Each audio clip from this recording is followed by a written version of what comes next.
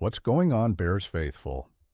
Welcome back to Bears News Fan Report, your trusted source for all the latest updates, breaking news, and deep dive analysis on our Chicago Bears.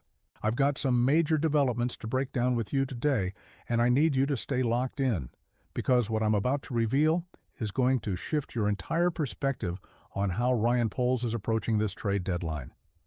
This isn't what any of us expected, but it tells us everything we need to know about where this organization is headed right now.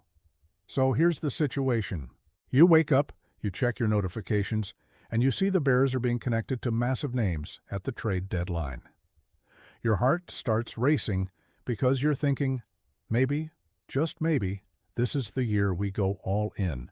We're sitting at 5-3. We've got a legitimate shot at the playoffs.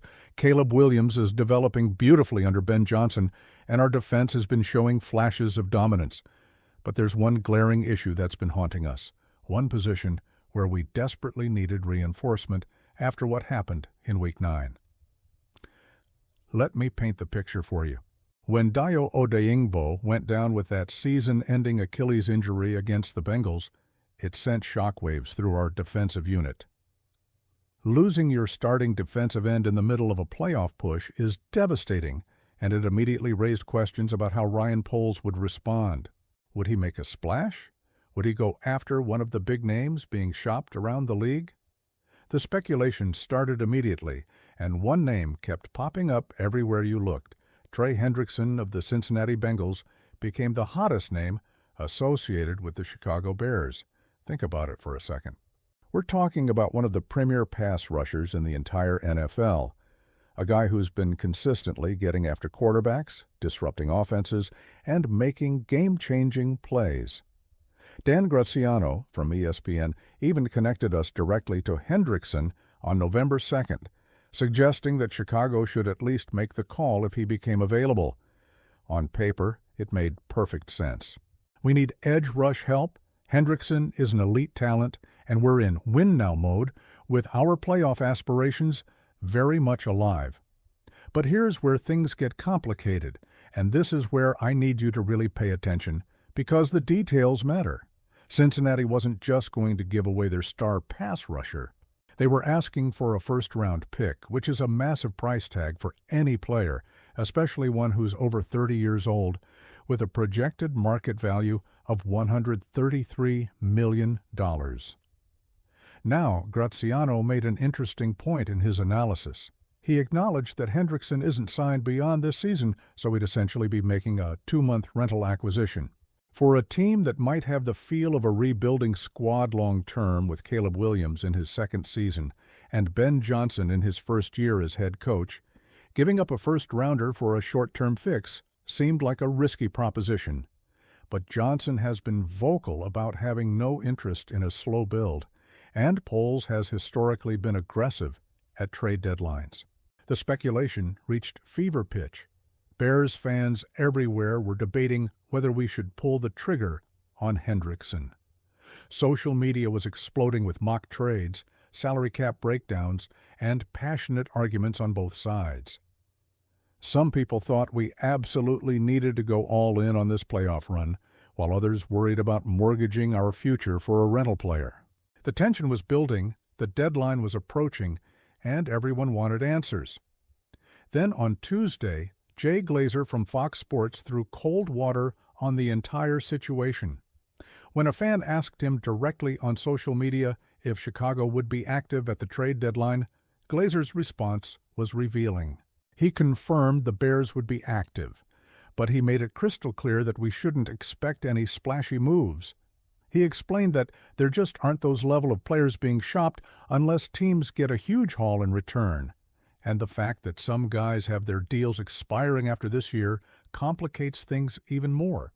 His exact words were, "I don't see anything splashy." That statement changed everything. The Hendrickson dream was effectively dead. The idea of landing a big-name elite pass rusher at the deadline suddenly seemed unrealistic. But here's what separates good general managers from great ones. They don't panic, they adapt. Ryan Poles wasn't going to sit on his hands just because the splashy move didn't materialize. He had a problem that needed solving, and he was going to find a solution one way or another.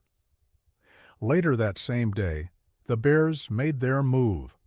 Adam Schefter reported that Chicago acquired defensive end Joe Tryon-Shoyinka and a 7th-round pick from the Cleveland Browns in exchange for a 6th-round pick. Now, I know what some of you are thinking. Joe Tryon-Shoyinka isn't Trey Hendrickson. He's not a household name. He's not going to make the highlight reels immediately, and this definitely isn't the blockbuster move we were all anticipating. But let me tell you why this trade is actually smarter than you might think. First, let's talk about who Joe Tryon-Shoyinka is. He was a first-round pick of the Tampa Bay Buccaneers back in 2021, so the talent is there.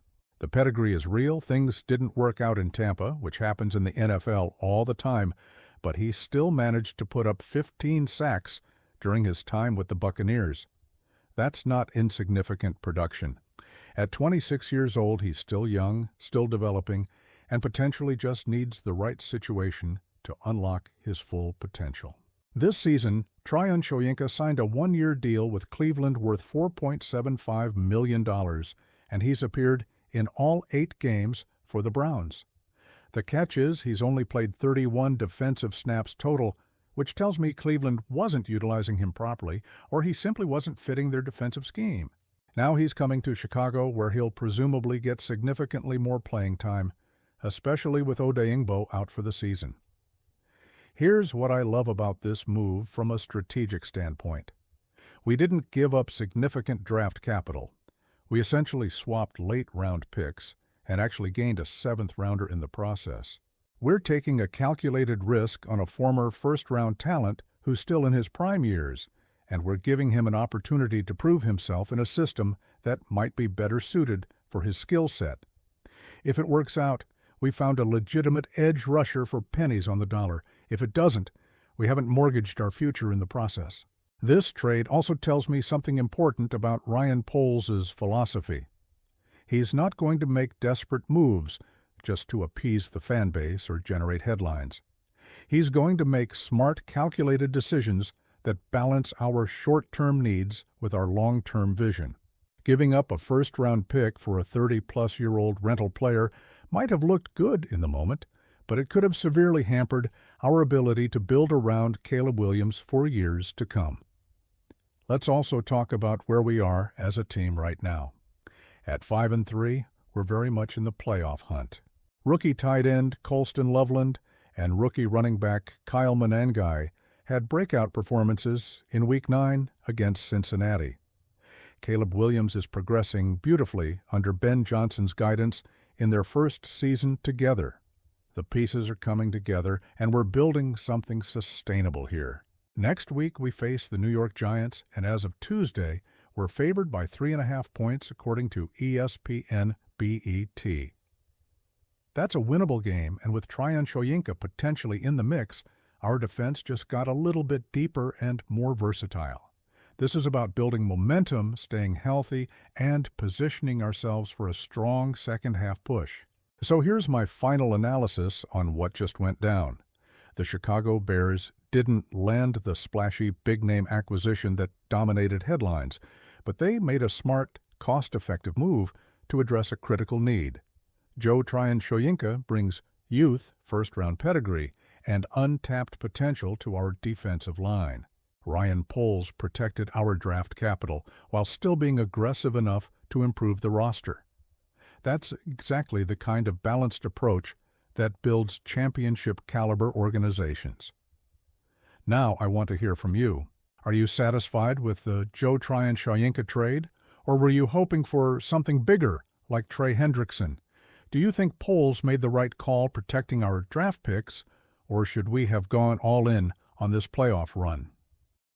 Drop your thoughts in the comments below because I genuinely want to know how Bears Nation is feeling about this move. If you want to stay on top of every Bears transaction, every roster move, and every piece of breaking news as it happens, make sure you hit that subscribe button and turn on notifications. Share this video with every Bears fan you know, and let's keep this conversation going. Smash that like button if you trust Ryan Poles' process, and I'll catch you in the next one. Bear. Down!